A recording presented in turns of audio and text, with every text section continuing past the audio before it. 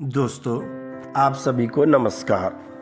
मैं विश्वनाथ सोनी आज आपके साथ अंतरिक्ष की एक नई जानकारी लेकर आया हूँ। क्या आपने कभी नेबुला या निहारिका के बारे में सुना है? नेबुला एक लैटिन वर्ड है जिसका हिंदी में अर्थ धुंध या कोहरे से होता है। इसे हिंदी में निहारिका भी कहा जाता है। निहारिका क्या है?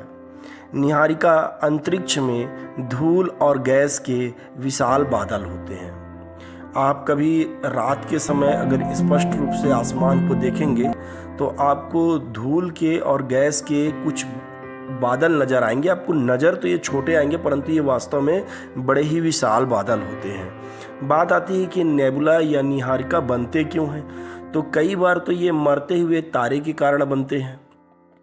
जब मैं मरता हुआ तारा बोल रहा हूँ तो उसको स्पष्ट करता हूँ। इस खगोलीय घटना को सुपरनोवा कहते हैं। जब कोई भी तारा जब अपने विकास के अंतिम अवसर पर होता है, मतलब किसी विकासवादी अपने अंतिम विकासवादी चरण में होता है, तो उसके अंदर जो है गुरुत्व बल जो है कम हो जाता है। बाहरी गुरुत्वाकर्षण जो है क्या हो जाता है, हावी हो जाता है। तारे में एक विस्फोट होता है जो कि एक लंबे समय तक जो गैस और धूल के बादल के रूप में बिखर जाता है। इसे ही हम सुपरनोवा कहते हैं। और कई बार ये जो निहारिका या बादल या नेबुला है, ये सिर्फ विस्फोट के कारण ही धुंध और कोहरे से बना हो ऐसा नहीं है। कई बार ये जब एक नए तारे का जन्म हो रहा होता है या निर्माण हो रहा होता है, उस समय भी अंतरिक्ष में ये आपको नेबुला जो है आसमान में बनते हुए दिखाई देंगे।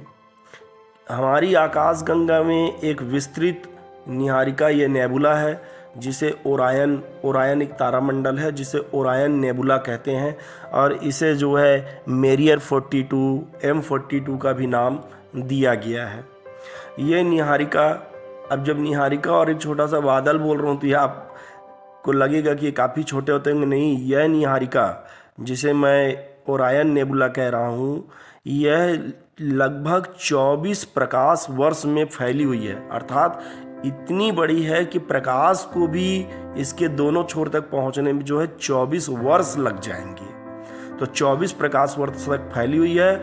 और इस नेबुला का द्रव्यमान हमारे सूरज के द्रव्यमान से या सूर्य के द्रव्यमान से लगभग 2000 गुना अधिक है।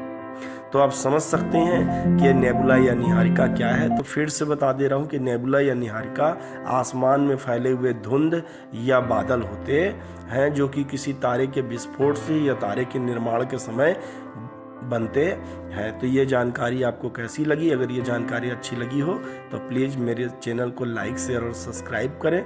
और अगर इस वीडियो के संदर्भ में कोई मार्गदर्शन है तो प्लीज़ मुझे कमेंट करके उसे शेयर करें। आप सभी का बहुत बहुत धन्यवाद।